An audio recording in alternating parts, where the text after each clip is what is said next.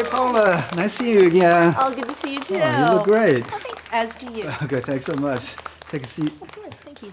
Thanks. Thank you so much for coming to the show, Chat AAPI. And haven't seen you for a while. No, I know, it's been a while. I think last time I saw you was Instagram, but not in person. Yeah, that was during the pandemic. Yeah, I know. This is a much better studio. No, it's really nice. No, it's great to see you again.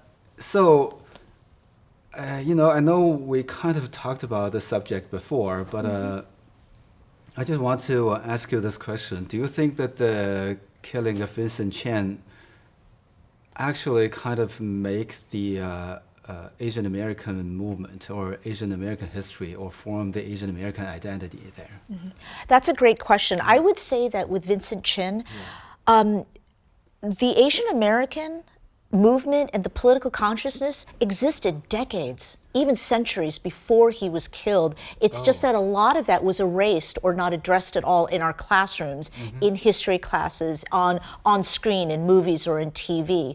You know, we've always been here. I mean, some of the oldest settlements, we had the Filipino community move into what would later become Louisiana in 1763. Wow. You know, we had the Chinese laborers that built the railroad and so forth. And basically, I think with the term Asian American, I know right now we say things like AAPI and NHPI. Yes, and now there's AANHPI. Yeah. So, but I think a lot of people don't realize this, but the term Asian American was actually invented by two college, UC Berkeley college students. They were activists, and they created the term Asian American because they wanted to support the Black Panther movement at the time. So it was actually a political consciousness that had happened. So when Vincent Chin was killed in 1982, at that point in time, you were either Korean American, Chinese American, Japanese, and so you were where your individual country was from, but nobody said Asian American. All the aunties and uncles and grandmas they were like, oh, that's what, my granddaughter who's an activist at Berkeley, she calls herself Asian American. I'm not that. But then after Vincent Chin was killed, that was when all the different Asian American communities, the Chinese, Japanese, Filipinos, Asians, and so Koreans and so forth, they all banded together and said, we need to fight together for Vincent Chin's justice. It doesn't matter that I'm Korean American and I'm not Chinese American. What happened to him could happen to me because of how we look. So, the short answer is yes. He did inspire, I think, the political identity of the Asian American movement. I see. Can you say that that incident actually brought Asian American movement to the mainstream media? Yes, and in fact, actually, what people don't realize about Vincent Chin was this is 1982, 1983. This was front page news. This was in the New York Times, the LA Times, the Detroit News, where I used to work, the Detroit Free Press. It was top of the news hour on the national news broadcasts, such as Tom Brokaw, Peter Jennings, Dan Rather. They opened with Vincent Chin's name and his picture on the TV. You saw that on National Evening News. And in fact, at the time, a lot of newspapers, including the New York Times, they used to say the word Oriental. They stopped saying that, and they started changing. It changed the AP guide, and Asian American got introduced into mainstream newspapers. That explains a lot. Once I was at a grocery store, this old lady actually called me Oriental Jew. No. Oh no! I was like, okay, that's actually an upgrade. That's it's a baby steps. The baby steps. Yeah. I used to have a coworker. She told me, I was walking to work this morning. Someone called me a chink, but I'm Thai, so I'm okay. It's kind of a joke, but still, it's like, yeah, really. During the pandemic, some Asians actually have a T-shirt that says "I'm not Chinese" or something. Meaning, I didn't bring the virus over, or I'm like, really? It doesn't really matter, just... Yeah, I don't know. That reminds me of Life magazine during World War II, where they had a picture. They had these racist pictures of a Korean man, Chinese man, and a Japanese man with little pencils pointing at the eyes and saying, this is how you can tell the difference. And that's the thing, too. It's I think the defense mechanism is, someone calls me chink, like the classic joke is, I'm Korean, I'm a gook, get your racism accurate. But the thing is even as a joke, I don't think that works anymore, because then we're saying, I'm not Chinese. Yeah, yeah. Like, because of COVID-19, I would say we are all Chinese, you know, and I'm team Chinese, Chinese American. All right, I'm going thank to you. stand up. I'm going to stand up and protect you. Yeah. You know, we even within the Asian community, we have to say, oh, it's them. It's not me. It's Yeah, no, it's exactly. all of us, and we have to stand up for each other. Yeah, and what do you think about this defense? Some people just say, oh, you know, I shouldn't be treated like this. I was born in this country. I'm a U.S. citizen. But my point is that you shouldn't hate on a person even if he or she is not a U.S. citizen either. You know, that's just the fundamental, you know, decency or human right. You know, you shouldn't do it. Plus, they did not attack you because they think you're not a U.S. citizen. You know, nobody asked like Trayvon Martin if he's a U.S. citizen before they shot him, or you know. Yeah. It's just that they just go by skin color, you know, or by the looks. So, Yeah, and we're not human. Exactly, yeah. So it's important to remember that it's not because, you know, your citizenship or your legal status. It's just because your race. I remember you also told me the story about Vincent Chin's parents and grandparents. You know, that story is quite amazing too. Yeah, a lot of people don't realize that Vincent Chin was actually adopted. Lily and her husband David Chin, they'd been trying to have children. You know, it was unfortunately she was not able to have her own biological child, so they ended up adopting Vincent. And they were looking at pictures of the children, actually in Hong Kong, and she found one picture, and it was Vincent smiling, and she was like, Okay. That's my son. Oh, wow. And when he came over, It's important to smile, I guess. yes, I know you bet. And she said that they met him at the airport, and the minute he saw them, he ran to them and just started saying, "Mommy, Daddy." Oh, wow. And he actually did not know he was adopted for many years. He found out later when he was a young man. And what's interesting, though, is that with his adopted family, the Chin family has a huge legacy. I mentioned earlier about the Chinese laborers. Yeah. Lily Chin's great-great-grandfather was one of the men that helped build the Continental Railroad. So it to me, I got chills when I read that, just because his legacy, you know, the fact that he was chosen to be part of this family, and then how he became a symbol for Asian American civil rights, it just, if I told you I made this, like I said, oh, I invented a fiction story, you'd be like, that's too coincidental. Yeah, That's I know. It's really quite stunning. And what happened to the guy who beat Vincent Chin with a baseball bat? You know? Okay, there were two men. They were white. One was Ronald Ebens. He was a foreman at Chrysler. And a lot of the urban legend is, oh, it was two unemployed white auto workers. No, Ronald Ebens was management. He had worked on the line, got promoted up to foreman at Chrysler. His stepson, he was 42, 43 at the time. His stepson, who was in his early 20s, around the same age as Vincent, was Michael Nitz. And he had just gotten laid off from Chrysler. So he actually was working part-time at a furniture store and getting ready to go back to college. So technically, I do have to say that both Ronald Ebens and Michael Nitz are not guilty of violating Vincent Chin's civil right to be in a place of public accommodation. They were ultimately found not guilty. Both men were found guilty of committing manslaughter, however.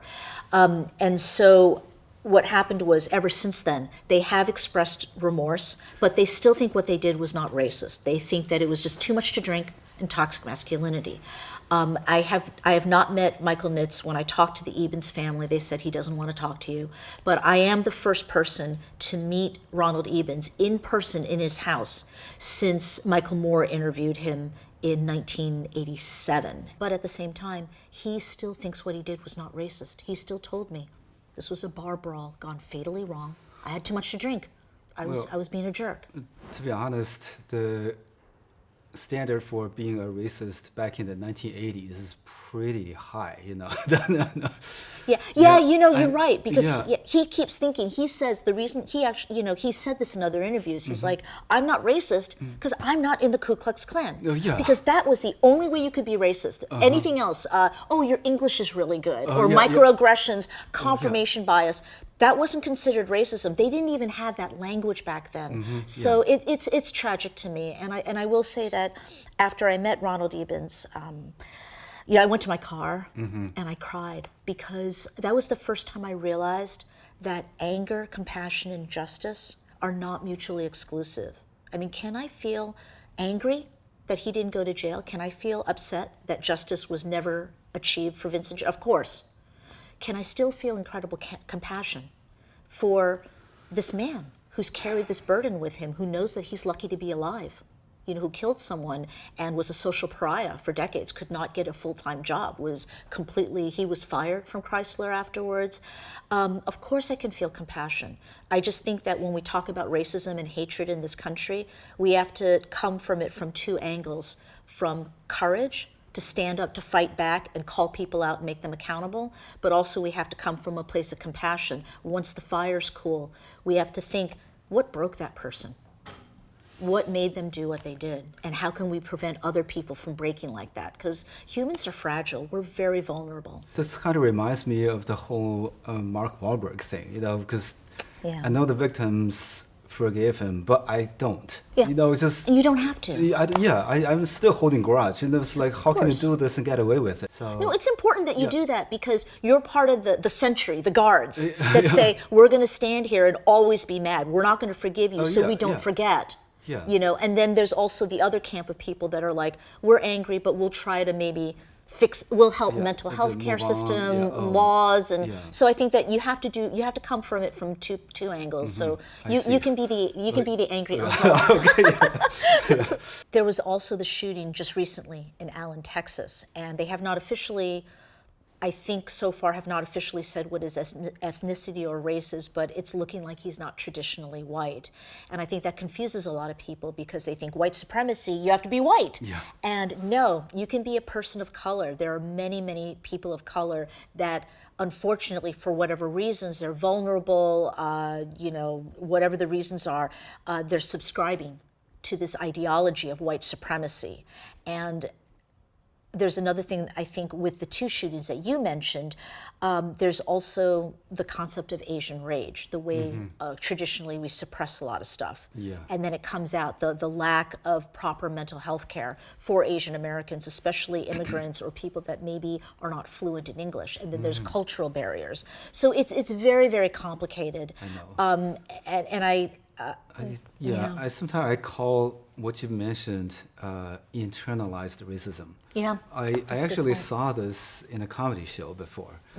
The heckler was an Asian American kid sitting in the front row, and he was doing all these bad imitations of Asian accents and stuff.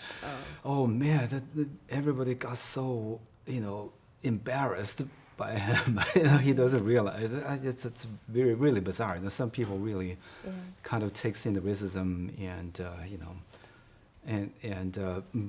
bring it out to other minorities. It's Well, kind of also bizarre. too, I think because we were not taken as seriously in terms of there's no such thing as racism against Asians. Yeah. We tend to self-deprecate, and we make the jokes like, well, of course, I went to med school, and it's like, and I think Andrew Yang did that, and that was actually a little controversial because people were like, I think one of the problems is when we do joke, like even amongst ourselves, I'm starting to not do those types of jokes anymore. Just even among my own friends, like Korean parents, because the thing is that even if you do it in private company or whether you say it publicly, by doing that, you're promoting the opposite, which is that you're inferring that Black and brown parents don't value education. And what parent doesn't want their kid to go to a good school and make a Exactly. lot of money? So we have to, and so I think hearing that, I'm not surprised because Yeah. I think a lot of times we're told we don't take your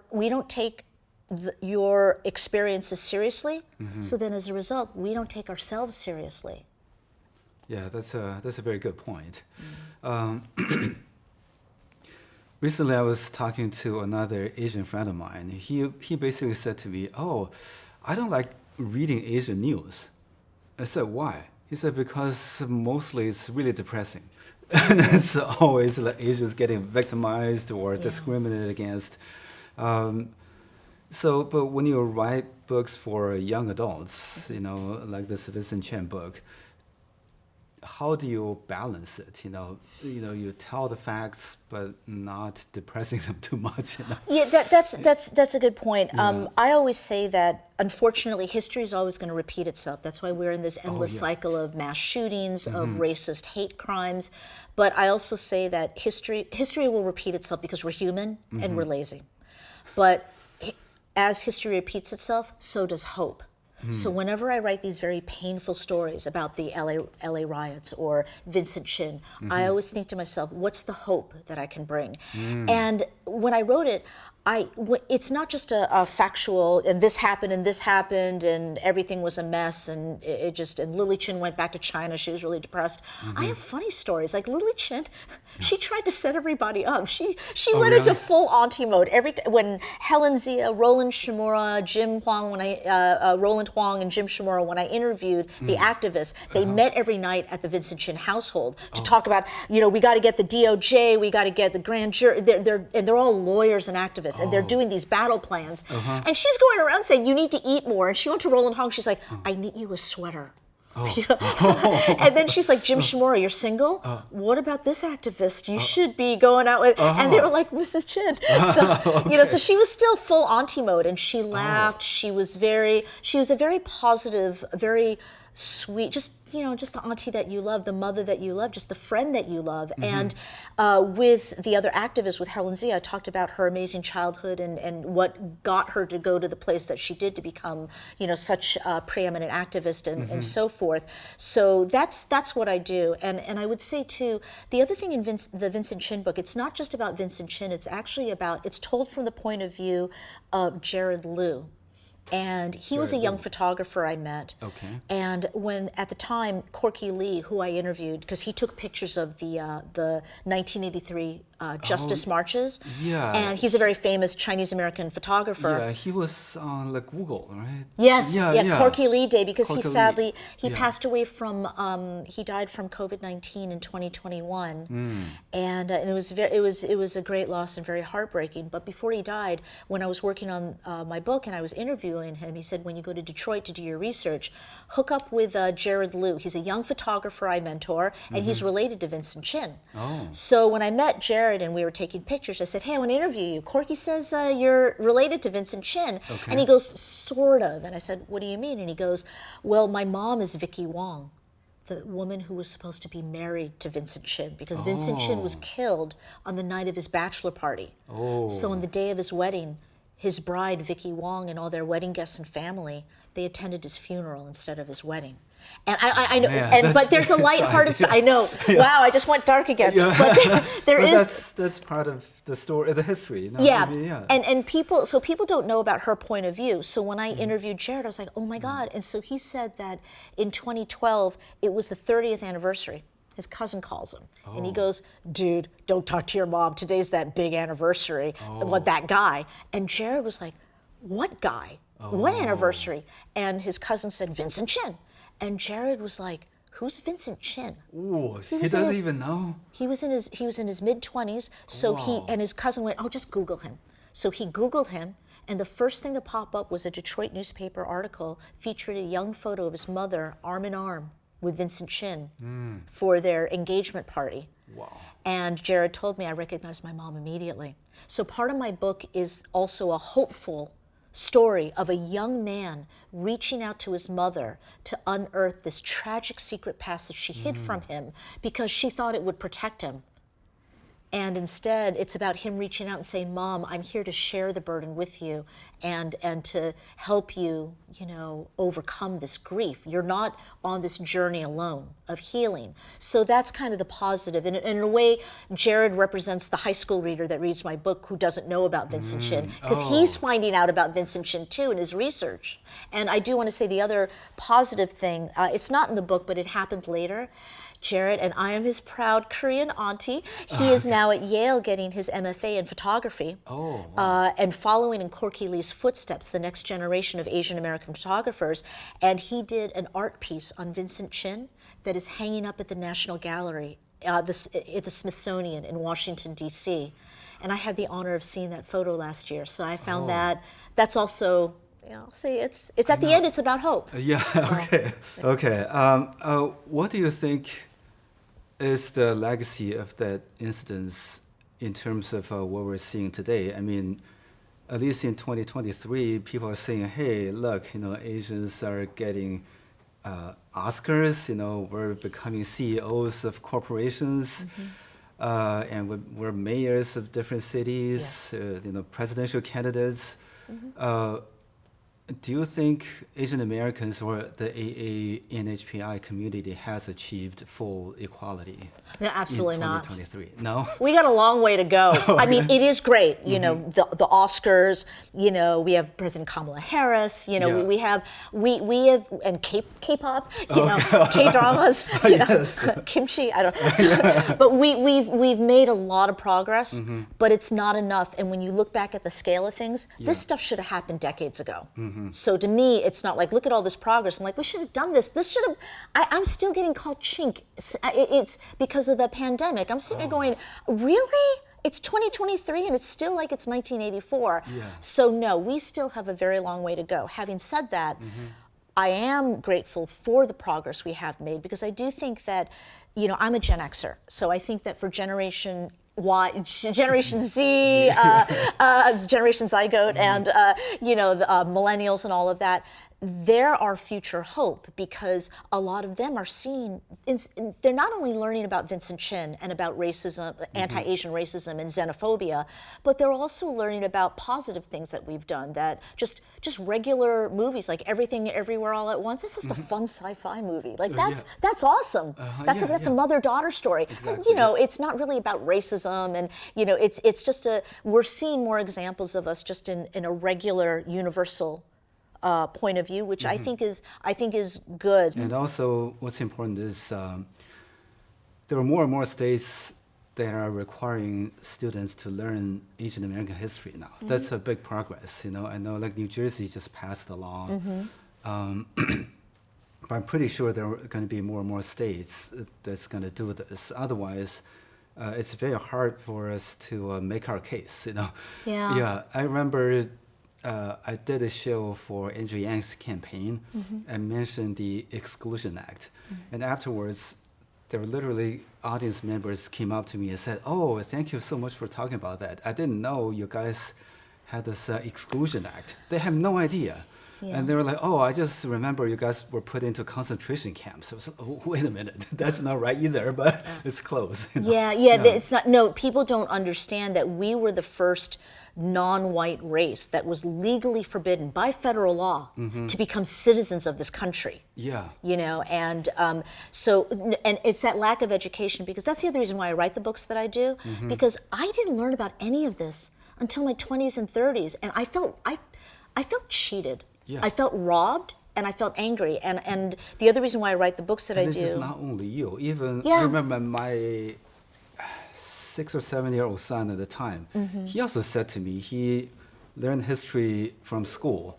And he just said to me, hey, Daddy, this sucks. I said, why? He said, we're not even in the history book. He realized this. Even kids know this. Yeah, like if you look in the index, you don't see under A, there's no Asian. No Asian. Exactly. Yeah. We're not even in the index. No, I think that I think education is very important. Like they often say you must educate to stop the hate. Yeah, and an example of that is just in the last couple of years, there have been a number of surveys. There was a survey that came out about 2 years ago, where 1 out of 4 Asian American Pacific Islander high school students and elementary school, like children, K through 12, they reported that they had been either verbally or physically harassed or bullied because of the coronavirus COVID-19 pandemic.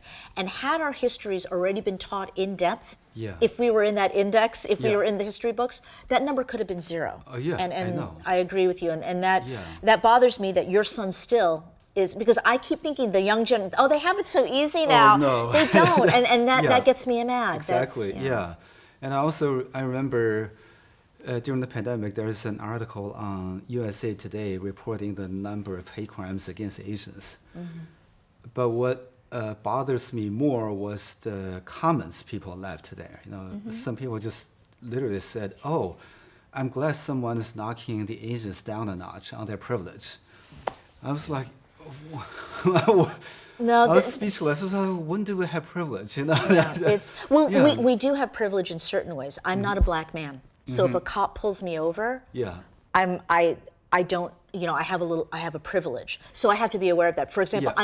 I'm not deaf, I'm not blind. I have a privilege that people in the disabled communities don't. So Oh, yeah, that's true, yeah. But the way that is said, Yeah, I know. it's just like the context not I so know, cool I because know, it's like just- saying we're purposely trying to. yeah, somebody should just really physically beat up Asians. That's what they Yeah. deserve. That's, No, that just that's continues. terrible. Yeah. That continues the cycle. And Yeah. unfortunately, what bothers me about that quote that you just said, a lot of times people say, "Oh, that's an internet troll. Like Yeah. they're just looking for a fight." But there are a lot of people that do believe that. Oh, yeah. Because of systemic racism and white supremacy, Mm-hmm. we're again going back to the model minority myth. Yeah. And so I think that we have to remember there are a lot of legitimate people that have been fooled or brainwashed into thinking that, Mm-hmm. including ourselves. There are a lot of Asian Americans that Oh. are anti-black or want to be white adjacent, Yeah. and then they find out later, just like the Chin family, Yeah. you do everything right. You go to college, yeah. you go to Ivy League, you can do whatever Yeah. you want, and at the end of the day,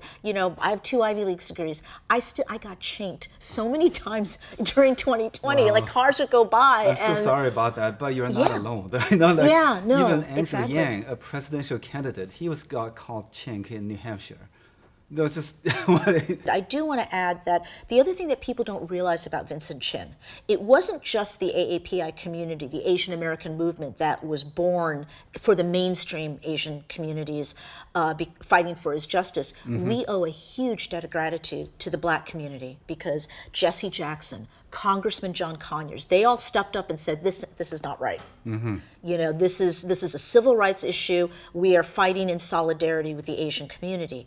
And so I think you also see that legacy because today there have been a lot of marches like, Koreans for Black Lives because of the 30th anniversary of Sa-i-gu, Asian Americans for Black Lives Matter during the horrific George Floyd incident from a few years ago. So I think you're seeing more solidarity. So we also have to remember Vincent Chin is not just a symbol of Asian American civil rights, he's also a symbol of unity between all the different communities, and we have to celebrate that. I think that's very important to remember. So you also went to Atlanta, right, for the shooting that happened back in 2021.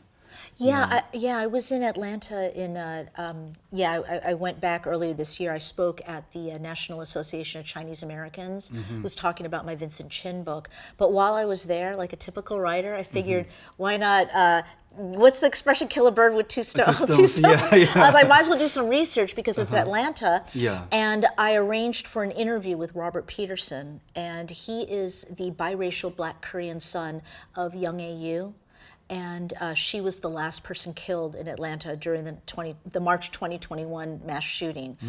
And so I wanted to interview him for my LA Riots book about Korean and Black relationships and solidarity and so forth. So I drove to all 3 spas with him as my passenger, and it was haunting and really, it was really hard because when you... The spas are still operating, right? Yeah, actually 2 are closed and are being remodeled and turned into something else. But the first spa is actually still, it's still there, but it's owned by a new company. I see. But it was really shocking to see how the first spa is like 20 miles away from the other 2 spas. Wow. And then when you go to the other 2 spas, they're across the street with the divider. So you have to park here, kill everyone here, get in the car, drive all the way around, do a U-turn to go to the other side.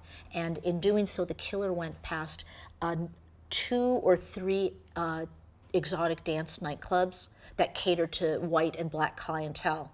So when the sheriff said, oh, it wasn't a racist hate crime, he was just having a bad day, he specifically targeted Asian spas.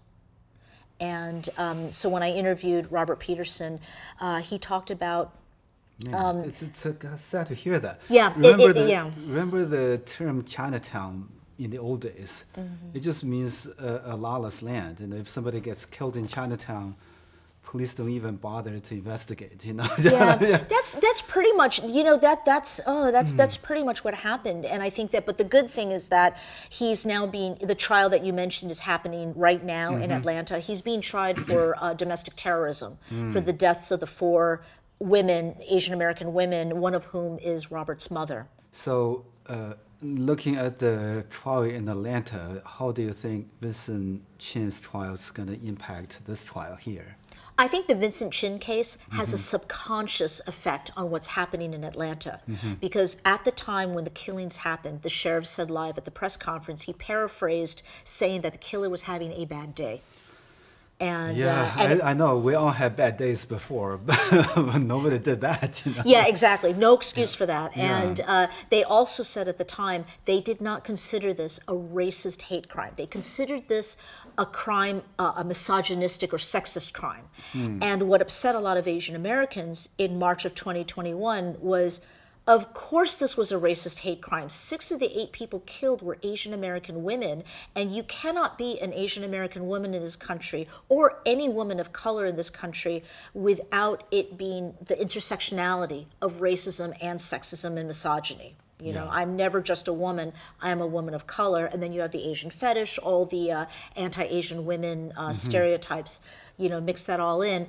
And I think that with Vincent Chin's case, a lot of people got upset. Again, going to the Hope, when I talked to him, he has a tattoo that he did of a little bowl of kimchi jjigae, because that's his favorite Korean dish that his mom taught him how to make. And he has her name in Hangul and Korean underneath it. So we had kimchi jjigae at a wonderful Korean restaurant, and we toasted our soju in her honor. And so he's very much an example of resilience and, you know, hope and moving forward.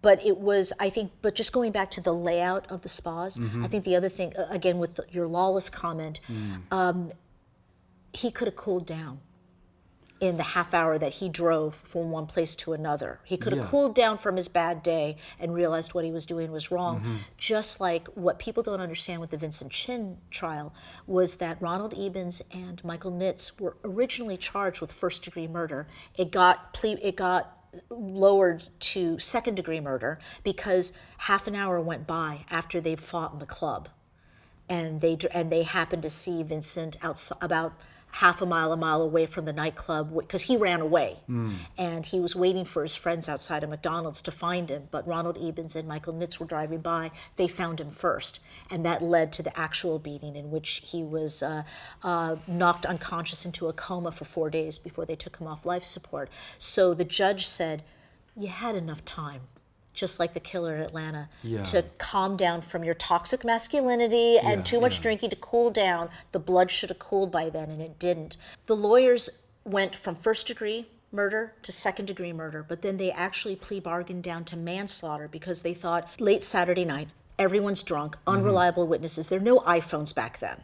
And it's a case of he said, she said. It might be harder to get those guys into jail. So they're like, of course they're going to be found guilty of manslaughter. They'll get a prison sentence. Plot twist, the white judge took one look at Ronald Ebens and Michael Nitz and said, you've never committed a crime before. This was a bar brawl that went tragically, fatally wrong. And the famous quote was, let the punishment fit the criminal, not the crime. And so they were given a few years of probation and a $3,000 fine each. And that's what outraged the Asian American community, because they realized, what if the killers were not white? What if Vincent Chin was white? You know, would the judge have been that sympathetic and shown such mercy? And it's very similar to what happened in Atlanta, where the sheriff said, oh, the killer was having a bad day, even though he drove 20 miles to the next 2 spas. People always thought Vincent Chin's trial has a lot of impact on the Asian American community, but very little did we know they also impacted the judicial system. You know, that's very impressive. In March 1983, when they had the hearing, Lily Chin's family was not informed that the hearing was taking place, and there wasn't a prosecutor present. So the judge had limited information. He was just facing the 2 killers and their defense team. So he had limited information on what to base his sentencing on. So because of that, and because of other similar cases, Vincent Chin's case had an effect on Michigan law, because now, today, prosecutor has to be at every hearing in Michigan. No excuses. The family of the victim must be told of when the hearing is, and they are now allowed to give an impact statement. Wow. That maybe the judge could have heard back then, that could have actually prompted an actual prison sentence. And then the final thing is that in the state of Michigan, you cannot plea bargain down from second-degree murder to manslaughter. Wow. So although we lost the case, and it was a tragedy for Vincent Chin's family. It's not for the families today. So Vincent Chin's case matters today and has that legacy in the land of the law. Wow, that's really amazing. Yeah, exactly. Yeah. His family didn't have a voice. Now other families, all families have a voice in that situation. I think I could be wrong though. I just feel that here's the Asian American existence here. We don't have white privilege, and we don't have the benefit of affirmative action either. But whenever there is race riot, Asian convenience stores get looted. You know that? Yeah, that, of course I'm referring to the 1992 so-called race riot in Los Angeles. I think you also did some interviews on that instance, or and it's a problem that still happens today, and even before 1992 there were tensions between a lot of the Asian American store owners, who many of them happened to be Korean American, and the black community, not just in LA, but there were problems of violence and on both sides. In Chicago, in New York, there was a famous example in New York that happened, I think 1991, just right before it. And my book looks into a little bit of the systemic reasons why. And I think part of it has to do with, you have the Asian American immigrant believing in the American dream of wanting to be white adjacent, and not realizing that in trying to achieve that white adjacent American dream, they're promoting and perpetuating anti-blackness. At the same time, the people in the black community, there are not everybody, but they were fed anti-Asian xenophobic stereotypes. So then they look at the Korean American or the Asian American store owners coming in saying, you know, why are you trying to exploit us with these high prices? You know, you don't even live in our neighborhoods, you don't support us, and you know, you're just trying to make it so then you can move to a nice, safe white neighborhood. So there was a lot of antagonism, and then you have the language barrier. So it's very complicated. And then there's food deserts. You know, on top of it, the black community. Wait a minute, what is a food desert? Oh, food desert. Okay, so what happened was LA. You know, we talk about segregation in the South. We talk about, you know, sunset laws and how the South is really. California is worse because our racism is very cleverly hidden. Our DMZ, or our segregation, are the highways. They built the 10 to split South and North Los Angeles to make it easier for white people to get to certain supermarkets without having to go through black neighborhoods. And what happened was the food deserts that happened because of this, many majority black neighborhoods and also most communities of color, they were 20 to 30 miles away from the closest Vons supermarket. Jesus. Or whatever the major chain was. Or even further away from voting booths. No, exactly. And so that food desert, you then have cheaper rents. You have poor Korean immigrants where they're denied bank loans on the color of their skin too. So the only places they can buy with cash are these abandoned liquor stores. So then these liquor stores became cash checking places. They started bringing in diapers. Who buys diapers and baby formula at a liquor store, or basic food like bread and orange juice? I see. So these stores. The Korean Americans, the academics call them the middleman minority. And what that means is we're stuck in the middle. White people like us until there are too many of us. And then they enact laws like the Exclusion Act to get rid of us, you know, and then, you know, we're treated like black people, but then in terms of racism, but then the black community thinks that we're on the side of so we're in the middle. We're the middleman minority. So that's what my book is about. The other thing too is that the other elephant in the room is mainstream media. You know, the LA Times in 2020 did a major mea culpa apology. They said, we apologize for the institutional racism behind the coverage of our stories. And they admitted that because of the LA Times coverage of the 1992 uprising, they sensationalized the anti-black, anti-Korean tension. And I mean, it does exist. Let's not kid ourselves.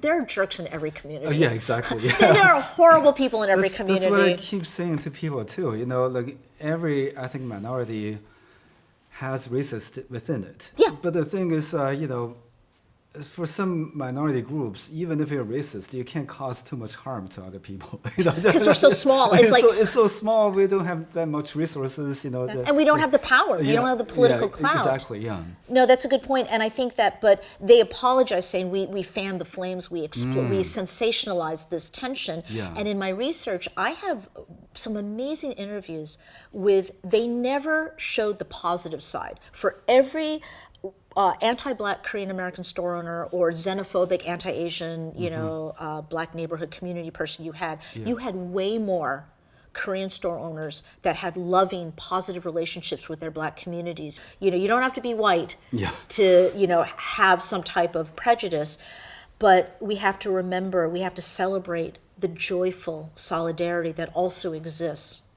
Because otherwise we're presenting an unfair and unbalanced picture, and that just leads to this constant misunderstanding. I'm waiting, I should check my iPhone later. I'm waiting for the editor to give me his edits, but my next book is about... Wait a minute, somebody's editing your book? Yeah. Oh, dare they? No, just kidding. Yeah, no, that's what makes it okay. Okay. They fix all the mistakes.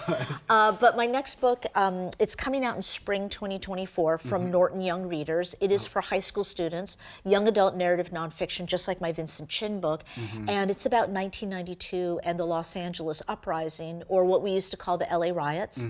And I had the privilege of meeting and interviewing the families of Edward J. Song Lee, who was the one Korean American teenager who was killed trying to defend a store during the siege of Koreatown, and also the family of Latasha Harlins, and also the family of Rodney King. So I'm very grateful and honored. Oh, wow. So my book is about the three families and how they're forever linked because of this great tragedy. And it's called it's a long title. The official title is Rising from the Ashes, Los Angeles, 1992. Edward J. Song Lee, Latasha Harlins, Rodney King, and A City on Fire. And it comes out in spring 2024. Oh, wow. I really look forward to it. It thank sounds you. like you have to come back to the show again to talk about that book. Oh, I'd love to, yeah. Thank you again so much for coming to my show. It's a great honor for me. Oh, the honor's mine. Thank you. Okay, thanks. We should grab coffee together sometime. Definitely. Okay, let's do it now. Okay, well, let's go. Okay, all right, cool. Go ahead. Thank you. Yeah.